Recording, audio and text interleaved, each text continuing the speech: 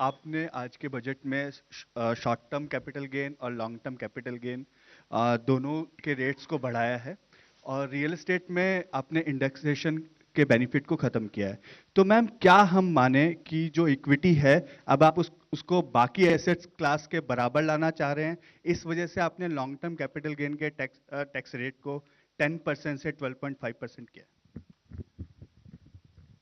First of all, thank you very much for coming here. After having heard the budget, I chose not to make an opening statement because you've heard me almost for 1.5 hours, and I'm sure you have, you're eager to know what is in the budget and also seek clarification. For your, just for a matter of drawing your attention, we've put up a single slide which has actually, which has used the word employment as an acronym to capture, that is, everything in the budget. So each letter actually highlights the important points of the budget, and we can elaborate more on that a bit later. But employment captures everything to do with this budget, and I would like you to, for a moment, spend a time on it. And deriving from that, everything which has been said in the budget falls in place. But with that said, yes, your question is on, the point there is we wanted to simplify the approach to taxation, also for the capital gains. One. Second, if anything, the average taxation actually has come down when we say it is 12.5%. Because we've worked out for each of the different asset classes, each varied with the indexation. I'll ask secretaries to elaborate on it. But the point that we brought it down from below the average to 12.5, which is the lowest if you can look at the last several years, encourages investment in the markets. With that said, I'll ask Somanathan or who is going to elaborate, Sanjay, on the specifics. So you had, there were, I think, two or more parts to your question. One was on real estate and gold and other assets. So earlier the rate was 20% with indexation. It has now been reduced to 12.5% without indexation. If you assume that the rate of return on real estate is typically above 10% per annum, and if you take inflation at about 4% per annum, the real rate of return was earlier, let's say, somewhere between 6 and 16% per annum in real estate. If it was 16%, 20% of 16% was being taxed. The effective rate was 16%. It has gone down to 12.5%. If the rate of return was 10% per annum nominal, it has also remained approximately the same at 12.5%. So actually there is either a reduction or no change in respect of the effective rate of tax on property and gold. Now, as regards the equity, yes, it has gone up from 10 to 12.5, but you'll also find that unlisted equity has gone down from 20 with indexation to 12.5 without indexation. Basically, we have a very, very simple, easy regime. All listed, all unlisted are at 12.5% long term. And all are at 20%, I mean, equities are at 20% and everything else is at applicable rate for short term. So yes, short term has gone up, and yes, long term has been rationalized. It has not necessarily gone up. And Sanjay, would you like to add anything? The one point I would like to add here is that we also need to keep in mind as to the kind of people who are actually paying these taxes, the capital gains on the securities, the listed securities especially. And so over there, when we did this analysis for the year 22-23, we found that about 88% of the tax is actually coming from people who have an income of more than 15 lakh. 61% of that income is actually coming from people who have an income of more than 1 crore. That is income on capital gains on this. And we are all aware that otherwise, the standard rate is, about 30%. And for some, it can go up to 39%. So this marginal, very small marginal increase is actually impacting only those, primarily those who have an income of more than 15 lakh rupees per year. Okay, number 3. On capital gains. Ma'am, Timsi Jaipuria from CNBC TV 18. You announced a very lucrative new tax regime with changes in tax slabs. A lot of new changes are there in the income tax side, on the revenue side. And in the speech, you mentioned that revenue foregone will be around 29,000 crore rupees, whereas government will now try to mobilize around 30,000 crore rupees. What will be these revenue mobilization measures, and from where do you think this foregone revenue will be recovered? If you can highlight, where are you foregoing the revenue, and where are you going to recoup this revenue from? First of all, it is not just because we've mentioned it in this budget, but the attempt to widen the tax net is something which we've been repeatedly saying, that India's tax net will have to be widened, whether it is in the direct taxation or indirect. Second, there are also now the PSU dividends which are improving because their valuations have gone up really high. And their performance is also now substantially increased. So revenue mobilization is not just tax-based, you have non-tax revenue mobilizations which are also coming up. Then we had, for almost now 3 years, been talking about asset monetization, which is not selling of assets, but optimum utilization of those assets which are lying in the form of unutilized stadiums or land which is available with PSUs which can be utilized for better purposes. That's a third one. Fourth, you're also looking at generating resources from newer areas. So in all those, the revenue is going to be mobilized better, and as a result of which the revenue foregone will be now made up for, is our expectation. We've said that in the budget. In my speech itself, I mentioned it. And I'm sure there are secretaries who will want to add to it. Sanjay? Ma'am, I'll give the for details. 37,000 crore, 29,000 crore in direct taxes and 8,000 crore in indirect taxes. So 29,000 crore direct taxes primarily comprises of 3 taxes, which is the increase in the STT only on derivatives, which is only on futures and options. And secondly, the buyback tax, which is to be now done in the hands of the recipient. While on the one hand, it will rationalize the tax and be more equitous and fair, because those who should be paying the taxes, higher taxes, in the higher income groups, they will pay higher tax, and those who are in nil tax category or in lower tax category, they don't have to pay a tax or a lower tax.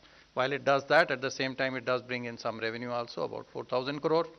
And remaining, about 15,000 crore should come, from the capital gains taxes.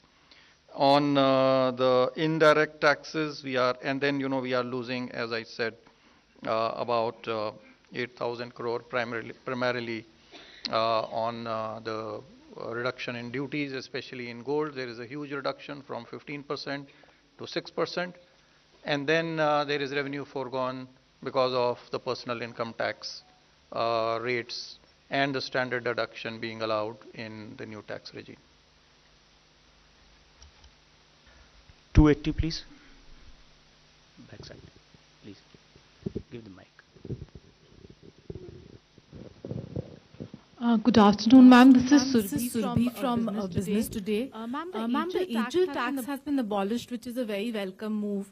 But just wanted to understand that one of the things the angel tax was also doing was checking money laundering concerns. So could you explain how these will be taken care of now? Thank you. Thank you very much, and I'm glad to hear it is welcome. You've been raising this issue as with many others outside of media also, saying are you considering it? Although it was introduced during the UPA government and it was introduced in 2012. 2 years had passed, and since after that, when we came in, we tried keeping as is good governance principle, government being a continuum, the tax continued. Although we tried giving carve-outs for startups and also making it simpler, bringing parity for the non-resident Indians, the way in which they've been treated as opposed to the Indian investments and so on. Today we've announced that we will indeed remove it. Exactly the details, Sanjay, would you want to elaborate on it? Yes, sure, ma'am. So we should be aware that this is actually a tax measure. It's not really a money laundering issue, but money laundering issue was being tackled through a tax measure. So first of all, I want to clarify that this tax, there are other provisions in the income tax itself, first of all, to find out the source of these funds.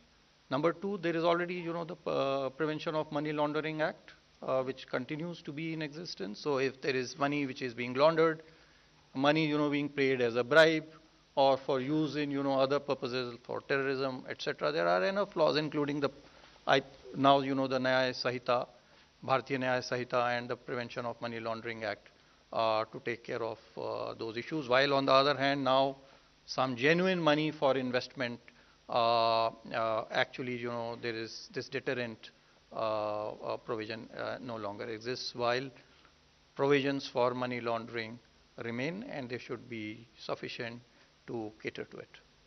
I would add that there are also certain provisions of the Companies Act which can be invoked if there is deliberate undervaluation of shares. So there are other legal remedies. The balance here is between preventing money laundering but accidentally also preventing investment. So that balance is what we are seeking to get it right. 211, backside. Yeah.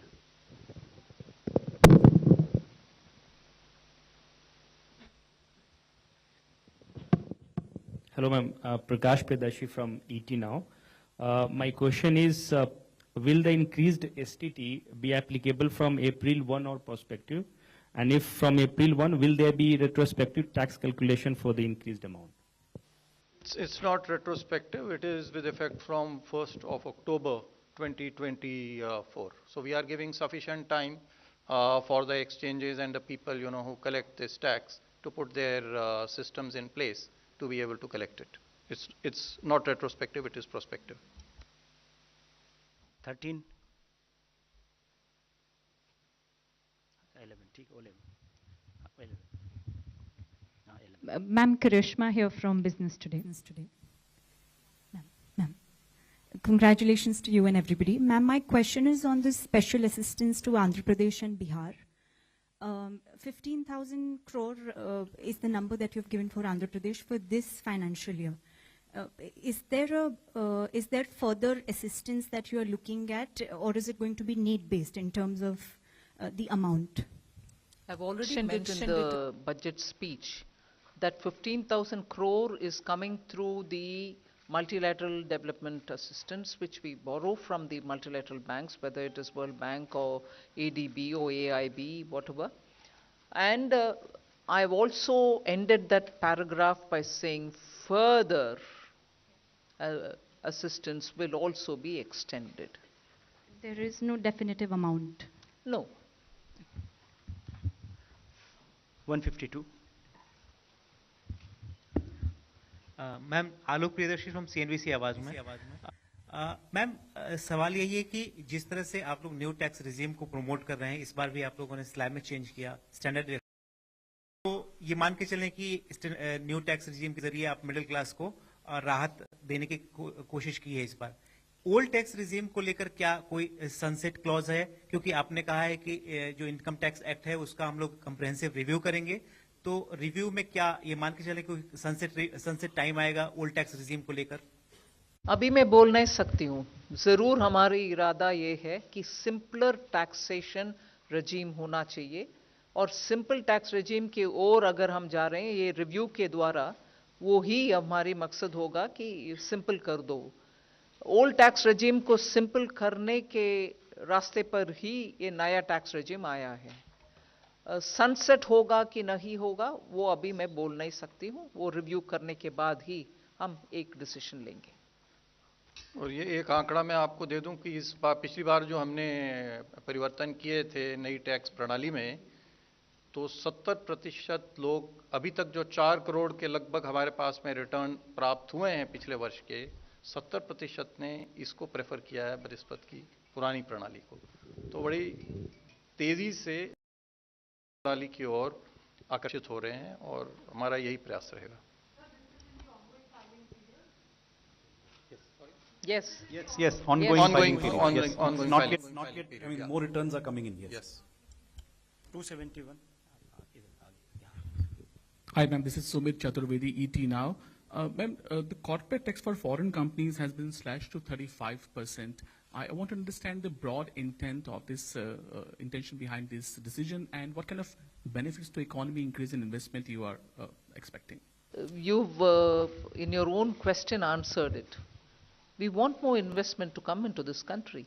So that is why it has been brought down.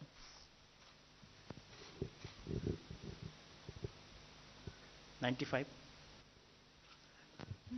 Just to add to that, there was a widened differential between foreign and domestic companies which arose after the tax cut in 2019. When the domestic rates were cut, the foreign rates were not cut. So there was a widening of the gap. With today's change, there is still a higher rate of tax for foreign companies, but it is not now disproportionately higher than domestic. And therefore, this is something where, according to the feedback received from industry, we expect more foreign companies to invest now that this regime is adjusted in this manner. Good evening, ma'am. This is Pal Singh from Outlook Business. You have earmarked a significant allocation towards rural infrastructure today. So how much of a boost to consumption and overall demand are we expecting here from this allocation happening? So it is difficult to quantify what would be the accretion to demand coming from. I mean, the obvious increase is whatever we have increased. But yes, would there be a multiplier? Probably yes. I think with the Awas Yojana Gramin and the Gram Sadak Yojana, these two do have a lot of multiplier effects as well. Traditionally, for capital expenditure, the multiplier has been calculated at somewhere around 2.5 to 3. In the Awas Yojana, it may be a little lower. But yes, there would be a substantial multiplier. I don't have a precise calculation. But other than the Awas Yojana and Sadak Yojana, Gram Sadak Yojana, there's a major push towards the corridors. For instance, I mentioned in the context of Bihar, I mentioned in the context of Andhra, 2 corridors which are moving, one from Visakhapatnam to Chennai, the other moving from Hyderabad to Bangalore, Buxar, Purnia, and so on, and building of the Gaya node in the Amritsar to Kolkata are all towards building infrastructure in the rural areas in order that we attract more investment and enable transit of goods in those huge corridors. All these are essentially going to the rural areas in a big way. And therefore, it is not just through PM Awas Yojana and Sadak Yojana, but major investments in strengthening the corridors, building nodes, and therefore also in improving the rural infrastructure is happening. 11. Ma'am, I'm Maria Shakir from NDTV and NDTV Profit. Congratulations for creating history today by becoming the only finance minister for having presented 7 consecutive budgets. Ma'am, my question to you is about the first-timer scheme. Because as you said, that employment perhaps sums up the essence of this budget. Would there be more blueprint coming out as to how this first-timers scheme will be playing out and what will be the role of private sector?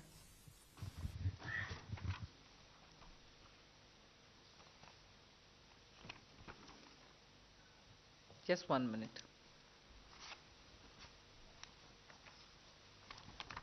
See, this Prime Minister's package that I announced has 5 different schemes. The first timers is, I would think, one of the very, very innovative initiative. So what we are doing there is to be able to provide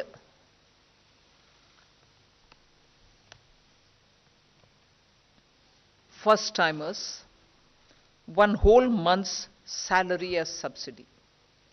And this will be put into their account as direct benefit transfer, but possibly in tranches. When an employer picks up a first-timer, and this is through the EPFO that you get to know that they have paid their provident fund amounts, and therefore the first-timer indicator that we are talking about will be established. So they can't just say one of the existing employee is a first-timer and claim it. There are enough checks and balances in the system to make sure that indeed the first-timer is coming in. And then the first-timers will be put through that learning curve, and this will help them to acquire skills so that they become fully productive.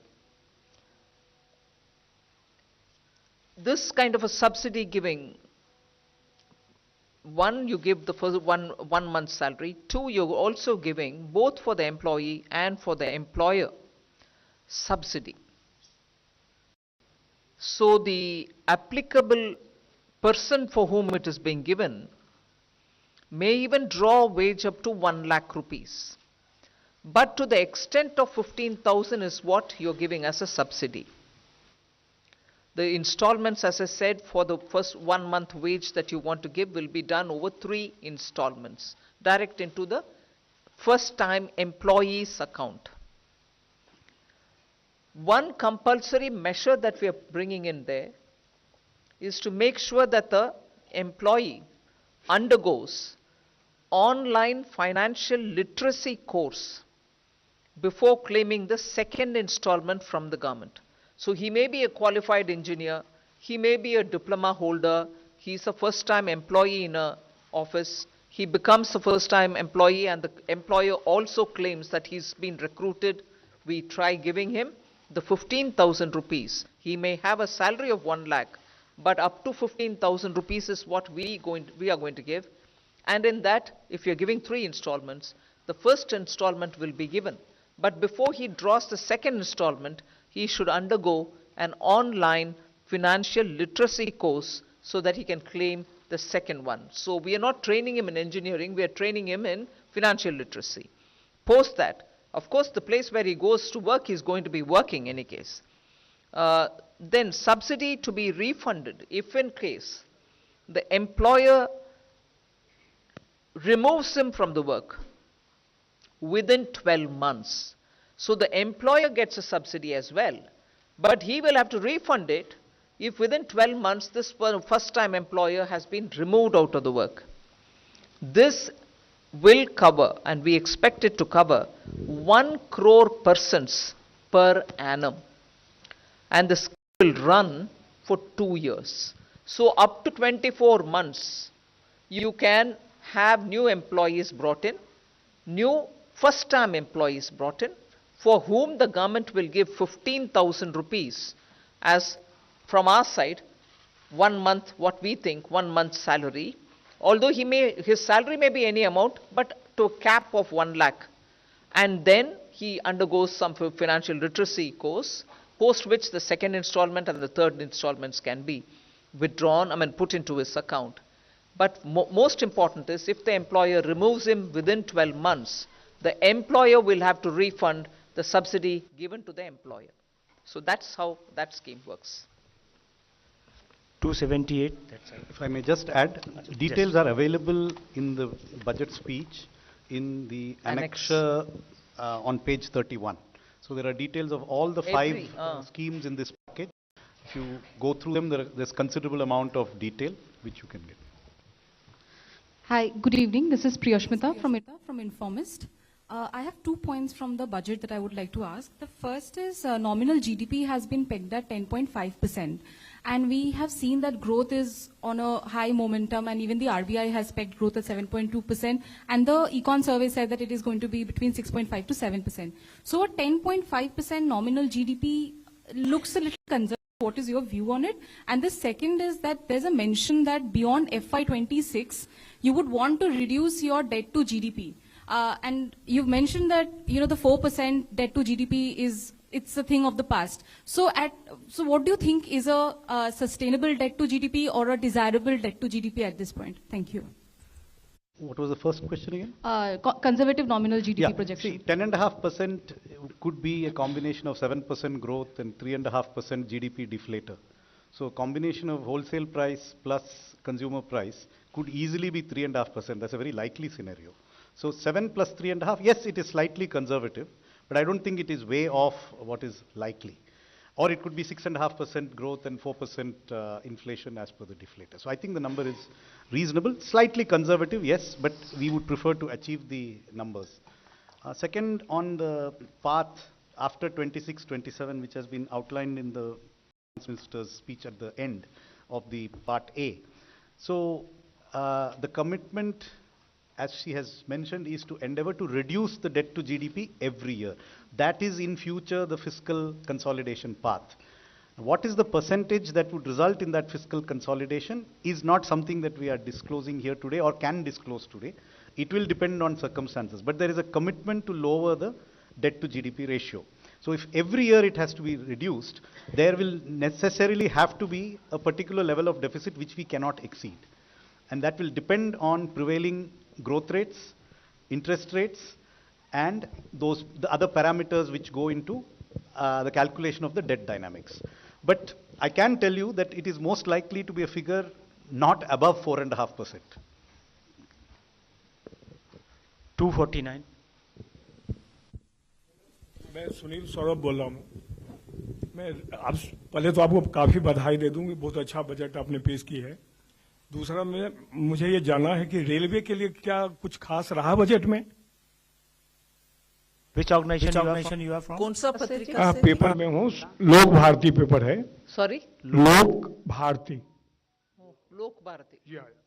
तो पहले तो बधाई दे दिया हूँ मैं आपका, बहुत अच्छा बजट आपने पेश की है और रिकॉर्ड भी की है, 7 साल से लगातार आप वित्त मंत्री के रूप में काम।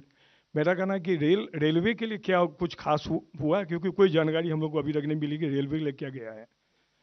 दूसरा, मैम, रेलवे में सीनियर सिटीजन्स को कंसेशन मिलता था, आप यहाँ पीआईबी में है, पीआईबी जर्नलिस्ट को भी कंसेशन मिलता था।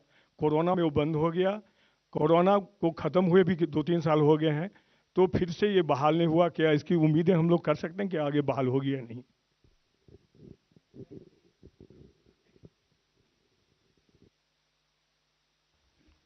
रेलवे का जो एक्सपेंडिचर बजट है next year, it's 2,55,390 crores, which is the highest ever, and a very substantial increase in recent years. So that is a very large amount of investment in the railway. So I think there is a very adequate provision.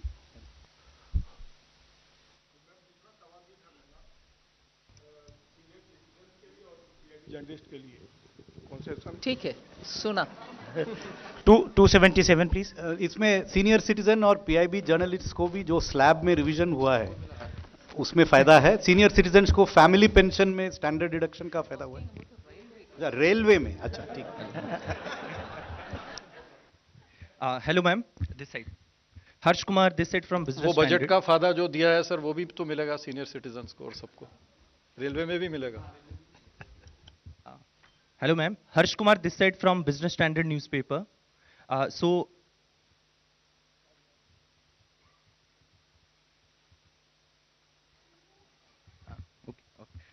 Ma'am, during your speech you mentioned about the FDI liberalization. Can you give a bit detail about it? We are trying to, since 2014, bring in ease of doing business in India, and in every sector where there was only 26% allowed for FTA, we raised it to 49, and then where it is possible, we've raised it to 74, and so on. So there's been a consistent, continuing effort to relax our policy towards FTA. First, it went sector by sector. Then there was this approach taken so that most of which can go through the automatic route. So in that process, further simplification, if necessary, we are willing to do, is what is conveyed. Also, ma'am, like increase the mudra loan limit to 20 lakhs, like that cap. So can we expect the increase in Shishu, Tarun, like their types increase? So how much it will be? Can you give detail on that? We've said this only today. See how this works. Okay, thank you. I request you to please one question each person. 123, please. Here.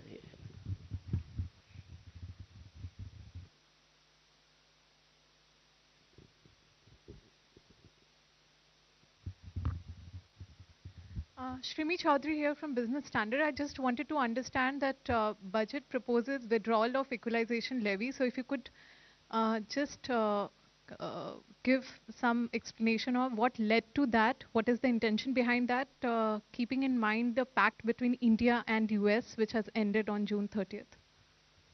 No, as the Pillar 1, Pillar 2 negotiations have been going on since 22.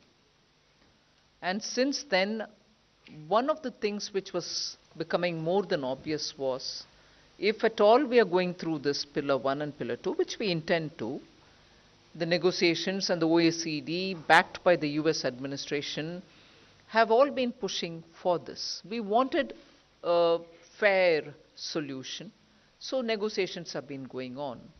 But the point of contention from then has always been, should we collect an equalization levy then, if at all we are getting into this global understanding through the Pillar 1 and Pillar 2? In any case, for India, equalization levy also meant for those who are living abroad that you were holding it, but eventually they're going to only adjust it somewhere.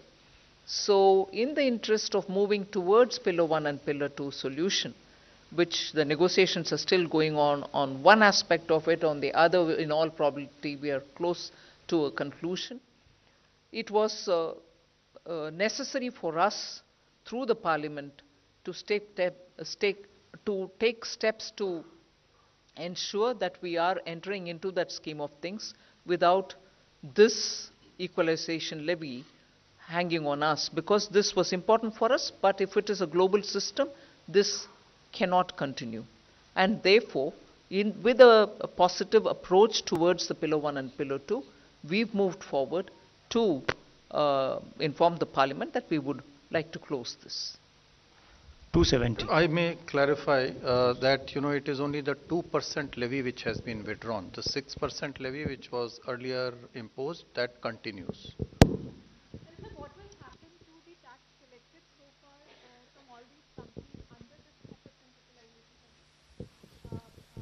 That has already been collected. We'll see. I mean, it is only this withdrawal is only prospective. Ruchika from Business Standard this side. Ma'am, the miscellaneous capital receipts have seen an increase in this budget to almost 50,000 crore. Is there the miscellaneous capital receipts? Okay. Can you share the government's game plan as to how will we achieve this increase?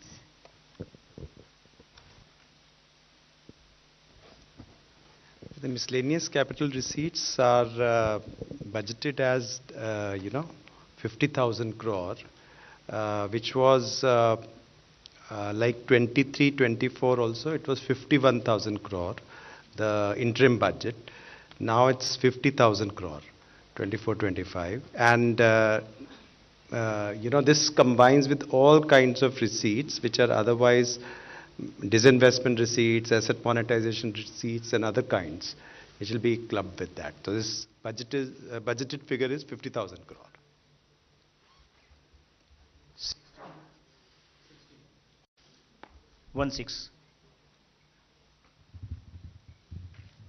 Ma'am, very good evening. Sapna Das here from CNBC. Ma'am, two questions.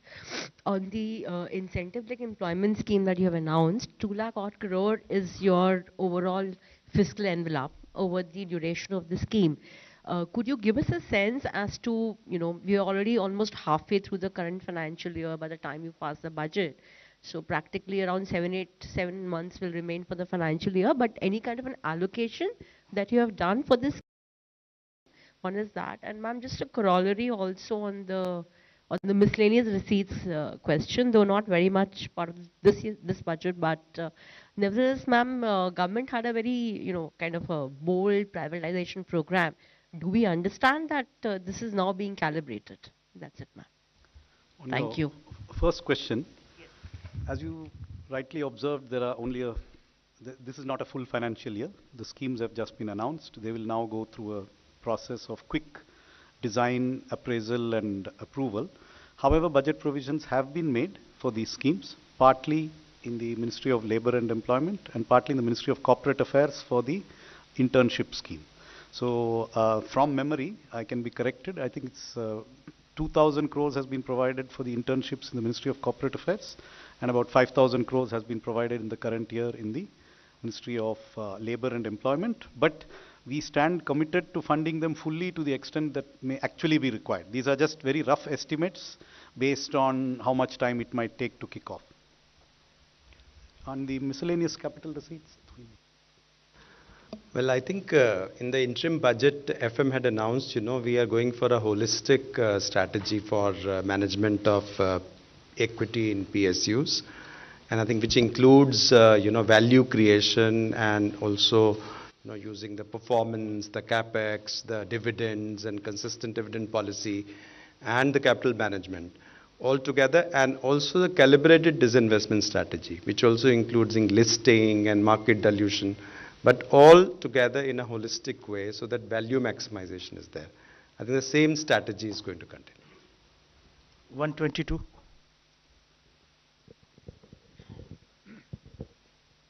Hi, Rishabh with NDTV Profit here. I have two questions. One on the space fund that was announced, the 1,000 crore fund. What will be the composition of this? Which will be the nodal agency, and what sort of startups will the government invest in? And on the NPS, you also mentioned that the NPS committee has made progress in the speech. Could you elaborate a bit on that?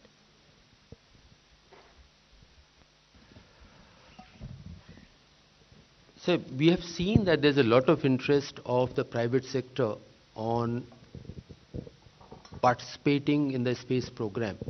Hitherto, the participation used to be on being a supplier to the space program, but now development of the satellite, mounting experiments there, they're getting into that space. And if you recall, even FDI was opened up in that sector. This is an attempt that Indian entrepreneurs, Indian startup who want to raise capital to get into that area, that should be facilitated. We believe that the amount is 1,000 crore, but that can have a very large multiplier effect. And that's what the scheme announces.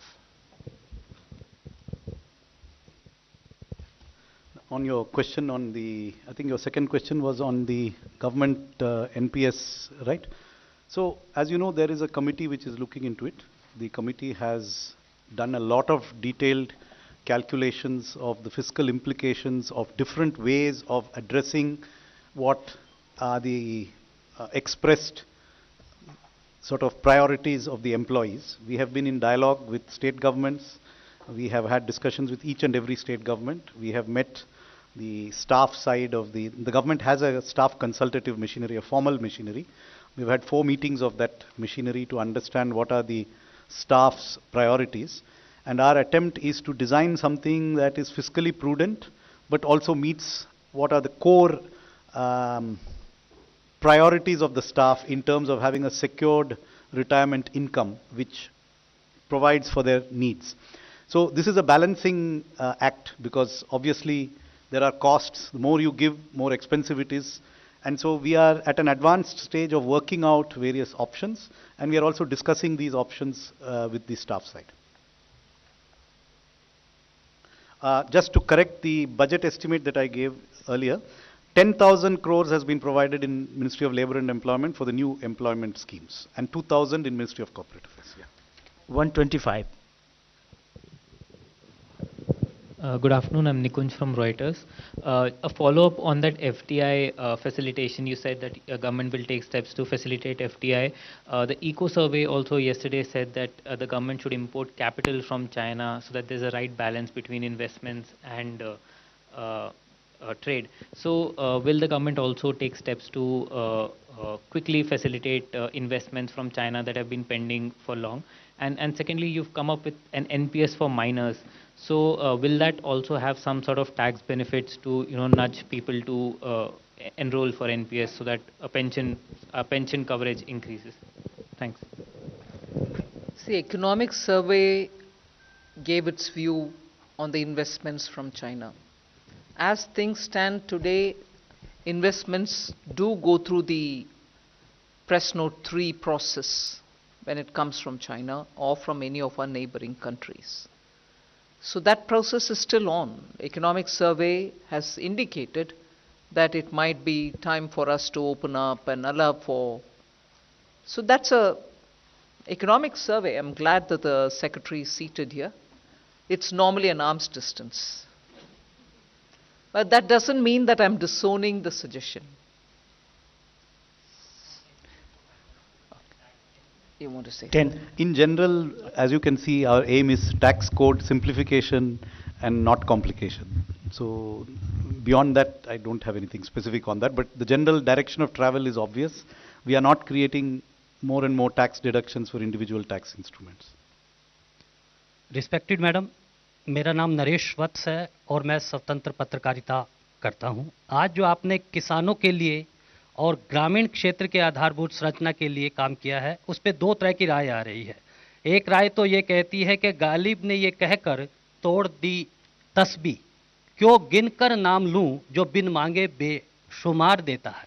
एक वर्ग तो इस तरह से तारीफ budget की कर रहा है, लेकिन दूसरी तरफ प्रतिपक्ष के नेता राहुल गांधी ने कहा है कि आंध्र प्रदेश और बिहार पर जो दरियादिली दिखाई है, कहीं न कहीं ये लगता है कि ये कुर्सी बचाने का बजट है। अखिलेश यादव जी भी ये कह रहे हैं, आप कैसे देखती हैं?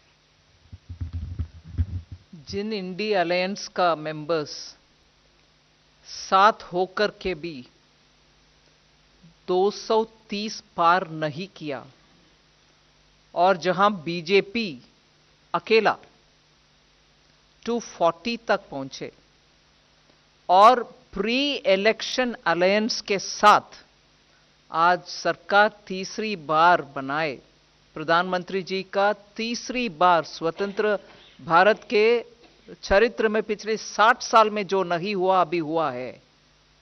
कुर्सी बचाने के बात करने वाले पार्टियों थोड़ा सोच ले। उनके अलायंस 230 कुल मिलाकर कितने पार्टियां थे? 25, 26 पता नहीं, मैं गिनी नहीं, बट इंडी 37 पार्टीज कुल मिलाकर के 230 पार नहीं किया और वो बोल रहे हैं कुर्सी बचाने के लिए। जब प्रधानमंत्री मोदी जी तीसरी बार प्रधानमंत्री बने और देश के लिए इतना घोषणा भी कर रहे हैं जिससे भारत देश का हर राज्य सामने आए, डेवलप हुए, और 1.50 लाख करोड़ इस बार बजट में स्टेट्स के लिए हम दे रहे हैं बिना इंटरेस्ट 50 साल के लिए फ्री। फिनांस कमीशन तो हमारे उनके सजेशन में इसका जिक्र तक नहीं किए, हम ही कर रहे हैं स्टेट्स के साथ काम करने के लिए। हर स्टेट का उनके अपने अपने प्रोजेक्ट्स जो प्रोसेस के चलते हुए आता है उन सबको हम मानते हैं और जरूर उनको जो फाइनेंस करना है वो हम करेंगे, मगर जिक्र इसलिए नहीं किया बजट में कुर्सी बचाने। जब उनका टोटल को एक और बार चुनावी सीट जो जीते हैं वो 101 और बार उसको गिनकर देख लें, 37 पार्टीज कुल मिलाकर के कुर्सी बचाने वाले बात बोलने का अर्हत अधिकार उनके पास नहीं होता है। 121. Ma'am, Meghna Mittal from Money Control. In the union budget, you have announced financial support to MSMEs for shift to clean energy and also a new mechanism for credit so that they do not go into stress and they do not turn into NPAs. Any details on that? I'm so glad you asked this question. I'm really glad because this budget, and I don't want to say it because I've presented it, I'm so grateful that the Prime Minister looks at every sector and says, what are we doing for them? What are we doing for? This has been his approach always. But this time around, we've spent a lot of time understanding also from those stakeholders who had consultation with us pre-budget. And MSME's request it has been for now several years that when they reach the SMA 1 stage itself, they get to be very, very tensed because banks stop their finances, meaning banks no longer lend to them. They are stressed as it is. And if they are stressed as it is, and if there is this threat that the bank will not further give them working capital, sooner, by the 90th day, they become NPAs. In order to give them a good workable solution, and I'm indeed grateful to this entire team of secretaries here, they spent a lot of time also talking with RBI to see how best we can address this issue. And RBI has also a very well established framework which we are quite respectful of, where banks are clearly given a bit of a margin to handle MSMEs at the SMA stage 1 itself, without pushing them to become SMA 2 stage, and then at the 90th day announce them as non-performing assets. So what actually has happened now, having discussed with the RBI, is that we'll provide them with a fund which will help them to have some kind of government guaranteed liquidity, or the banks can then, on the basis of the guarantee being given, on the back of the guarantees which are being provided by the government, lend them working capital and keep them moving. And if they restore themselves, they're going to be better off. So on this principle, I'll certainly ask you or Vivek to speak and explain it to you all. As FM has already explained about the credit guarantee scheme, this will certainly facilitate the term loans without collateral or third-party guarantees.